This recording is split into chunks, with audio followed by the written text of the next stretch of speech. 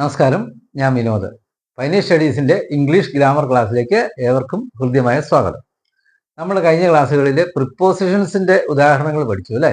Prepositions എപ്പോഴൊക്കെ ഉപയോഗിക്കണം എന്നൊക്കെ. ഇന്ന് നമുക്ക് അതിൻ്റെ കൂടുതൽ ഉദാഹരണങ്ങളാണ് പഠിക്കുന്നത്. ഇതുണ്ടോ, അക്യൂസ്ഡ് എന്ന വാക്ക് കഴിഞ്ഞാൽ ഏതാണ് വരുന്നത്? Preposition of. അക്യൂസ്ഡ് ഓഫ് എന്നാണ് പറയുന്നത്. അഡാപ്റ്റഡോ? Adapted to. Adapted to. Agree ടൂം പറയും, എഗ്രി വിത്തും പറയും. അത് എപ്പോഴൊക്കെ ഉപയോഗിക്കേണ്ടത് നോക്കിയേ. എഗ്രി ടു എന്ന് പറയുന്നത് ഇതാണ്, I cannot agree to your proposal. അതൊരു വ്യക്തിയല്ല, ഒരു നിർദ്ദേശം. ഒരു പ്രപ്പോസലിനോടെന്ന് പറയുമ്പോൾ ടു ആണ്. പക്ഷേ വി എഗ്രി വിത്ത് യു ഉണ്ടോ, ഒരു പേഴ്സൺ, ഒരു വ്യക്തിയുമായി ബന്ധപ്പെട്ടാണ് പറയുന്നതെങ്കിലോ വിത്ത് വേണം. അതാണ് വ്യത്യാസമുള്ളത്.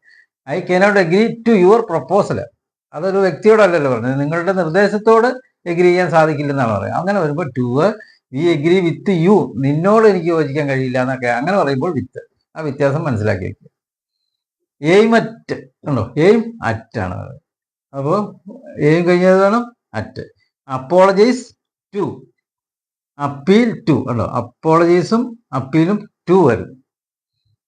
പിന്നെയോ അവെയിൽ ഓഫ് ആണ്, ബിവെയർ ഓഫ് ഉണ്ടോ, avail of, beware of. Beware of dogs എന്നൊക്കെ നിങ്ങൾ കാണാറുണ്ടല്ലോ.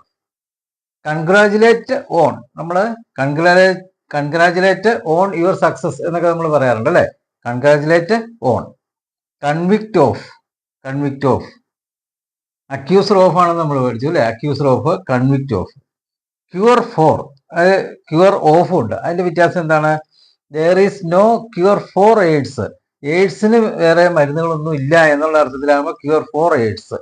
അടുത്ത് നോക്കിയേ, ക്യൂർ ഓഫ് എങ്ങനെയായതും? He was cured of the disease, ആ രോഗത്തിൽ നിന്നും മുക്തി നേടി എന്ന് പറയുമ്പോൾ അങ്ങനെ അർത്ഥം വരുന്നെങ്കിൽ ക്യൂർ ഓഫും, അല്ലെങ്കിലോ അതിന് ക്യൂർ ഫോർ എയ്ഡ്സ്, ഇന്ന രോഗത്തിന് മരുന്നില്ല, അതിന് അങ്ങനെ വരുന്നെങ്കിൽ ഫോറുമാണ് വേണ്ടത്. അപ്പോൾ ക്യൂർ ഫോറും ഉണ്ട്, ക്യൂർ ഓഫും ഉണ്ട്.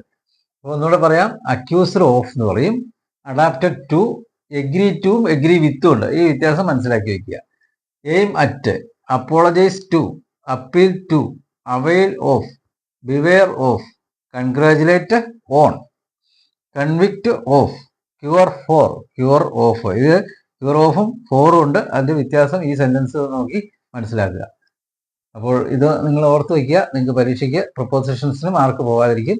അപ്പോൾ ഈ ക്ലാസ് നിങ്ങൾക്ക് ഇഷ്ടപ്പെട്ടെങ്കിൽ ലൈക്ക് ചെയ്യുക, ഷെയർ ചെയ്യുക, സബ്സ്ക്രൈബ് ചെയ്യുക, കമൻറ്റ് ബോക്സിൽ അഭിപ്രായങ്ങൾ രേഖപ്പെടുത്തുക. അടുത്ത ക്ലാസ്സിൽ കാണുന്നവരെ ഏവർക്കും നന്ദി.